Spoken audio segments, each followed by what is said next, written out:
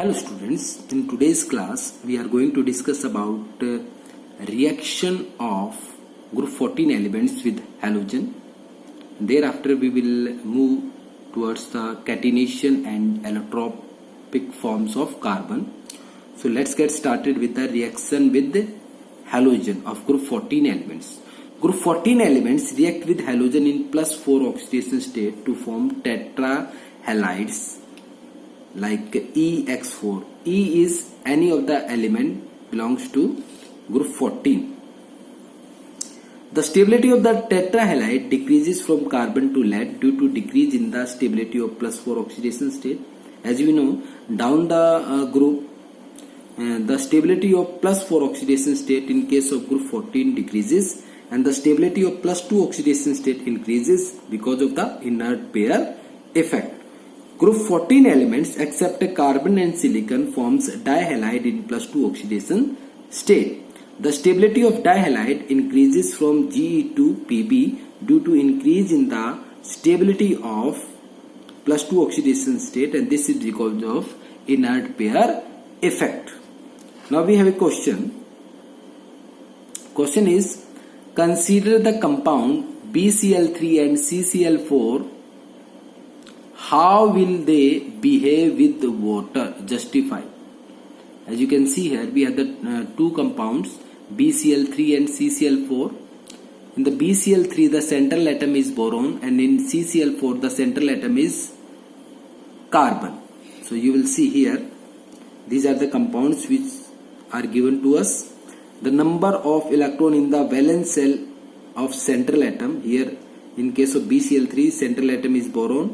Boron is having 6 electron, so it is electron deficient molecule. So the nature of the molecule is electron deficient. It is in need of 2 electrons to complete its octets. So what happens if we hydrolyze it? Means if we add water to this BCl3, it will form boric acid along with the byproduct HCl. But if we see if we look over the molecule CCl4, the central atom carbon is having 8 electrons around it. So the nature of the molecule is electron precise molecule. So if we add water to this CCl4, then there will be no hydrolysis or no reaction will take place. So you have to keep in your mind that except CCl4, other tetrachlorides of group 14 elements are easily hydrolyzed by water because the central atom can accommodate the lone pair of electron from oxygen atom of H2O molecule in d orbital. So here you will see that carbon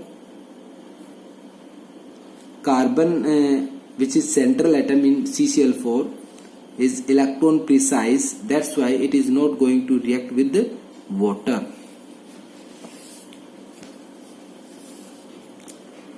Another question we have, CCl4 cannot be hydrolyzed, or CCl4 is immiscible in water, whereas SiCl4 is easily hydrolyzed. Why it is so? So here we know that water is polar, but CCl4 is covalent compound. The CCl4 is immiscible in water because there is a concept like dissolves like. Polar thing is dissolved in the polar thing and non-polar dissolved in non-polar. So carbon does not have vacant d orbital. If we consider this CCl4 having the central atom carbon does not have vacant d orbital, so it cannot accept a lone pair of electron from water and cannot expand its covalency because of it has unavailability of the vacant d orbital in case of carbon, so it cannot expand its covalency, so it cannot be hydrolyzed. So if we add water to the CCl4, there will be no reaction, means no hydrolysis will take place. But if we do the same practice with the SiCl4, because in silicon there is availability of the vacant d orbital, so here you will see that SiCl4 can be easily hydrolyzed. It will form silicic acid along with the byproduct HCl. So here the important thing is, here in case of silicon there is availability of the vacant d orbital.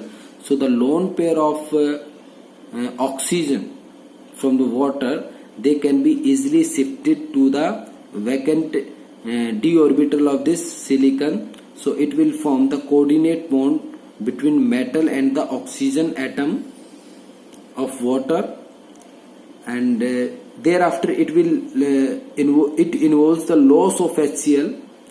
One Cl atom of silicon atom in SiCl4 is replaced by an OH. So one Cl will be replaced by an OH, and the process continues till all the 4 Cl atoms are replaced by OH groups, yielding SiOH4. So one by one we have to replace Cl by OH group. So you will see that we will get this silicic acid, SiOH whole 4.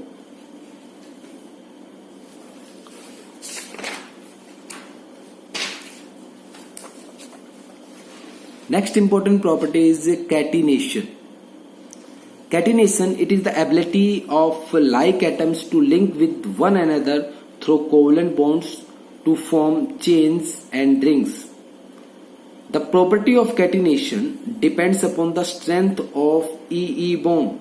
Here is the any element of the group 14. CC bond strength, we know CC bond strength is very high, 348 kilojoule per mole.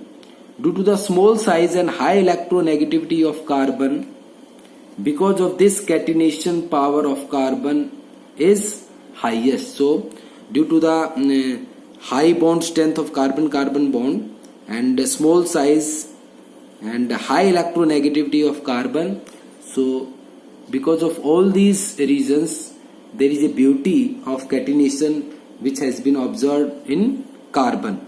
So as we know, down the group from carbon to lead, atomic size increases, due to which E bond strength decreases.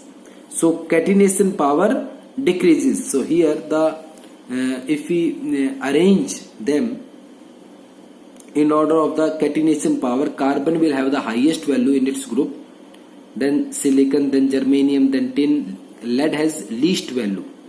So here this is the order of catenation. Next is allotropy. Allotropy, it is a phenomena of existence of an element in two or more forms which have different physical properties but identical chemical properties.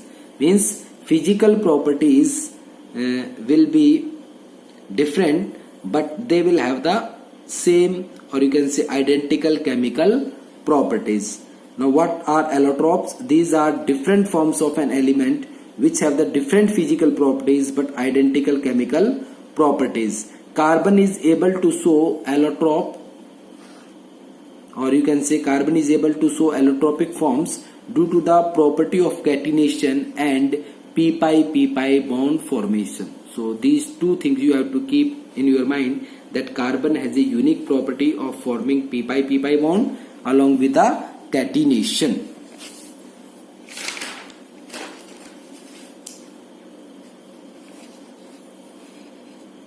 Now if we look over the allotropic forms of carbon, carbon has 3 crystalline allotropes: diamond, graphite and fullerene. If you compare a diamond and graphite, you will see that diamond has 3-dimensional network structure, graphite has 2-dimensional sheet-like structure. Diamond has or you can say it is hardest substance. Graphite, it is the very soft and slippery in nature. Carbon is sp3 hybridized in case of diamond and carbon is sp2 hybridized in case of graphite. Each carbon is linked to 4 other carbon atoms through sigma bond, and in case of graphite each carbon is linked with 3 neighboring carbon atoms through sigma bond. 4th electron forms a pi bond, and the carbon-carbon bond length is 1.54 in case of diamond, and the in case of graphite The carbon-carbon bond length is 141.5 picometer. Here you will see the structure of diamond and graphite. Here this is the carbon, central carbon. So here it is bonded with the 4 other carbons. So here hybridization will be sp3, but in case of here it is only bonded with the 3 carbon. Fourth electron is free, and which is going to help in the conduction of electricity. So here there is a gap. These are the hexagonal layers. So these are separated from each other by 340 picometer, and the carbon-carbon bond length is, in case of graphite, is 141.5 picometer. In case of diamond, it is 154 picometer. Diamond is a bad conductor of electricity, whereas this graphite is good conductor of electricity. Diamond has high thermal conductivity and graphite has low thermal conductivity.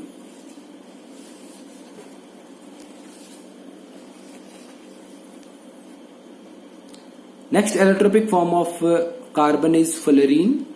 Fullerene, these are the family of carbon allotropes containing of clusters of carbon atoms such as C60, C70, etc.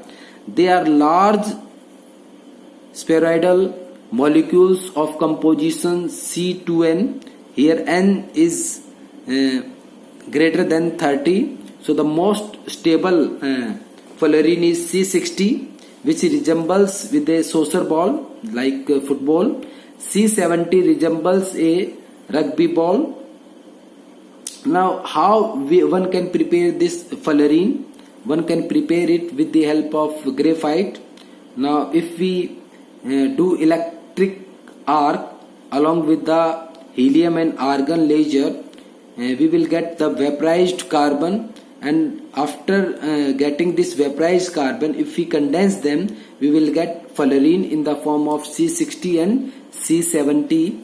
So here you will see the structure of C60, that is fullerene, having hexagonal and pentagonal rings. So 5-membered and 6-membered rings you can see here. So in C60 the number of 5-membered ring is 12, which is same in case of C70 also, but the number of 6-membered ring in case of C60 is 20, which is also known as Buckminster fullerene. C60 is also known as Buckminster fullerene, and in case of C70 the 6-membered ring will be 25. One can easily get the number of 6-membered ring by this formula, n by 2 minus 10. Here n stands for the number of carbon atom, like here in case of C70 it is 70, so one can write 70 divided by 2, it will be minus 10, so it comes out to be 25. And in case of C60, if you put the value of C60 here in place of n, one can write 60 by 2, it will be 30 minus 10, it will be 20. So one can easily get the 6-numbered ring just by putting the value of number of carbons in this formula, and the value of the 5-membered ring that will remain same whether it is C60 or C70. So thank you very much for watching this video. Have a great day.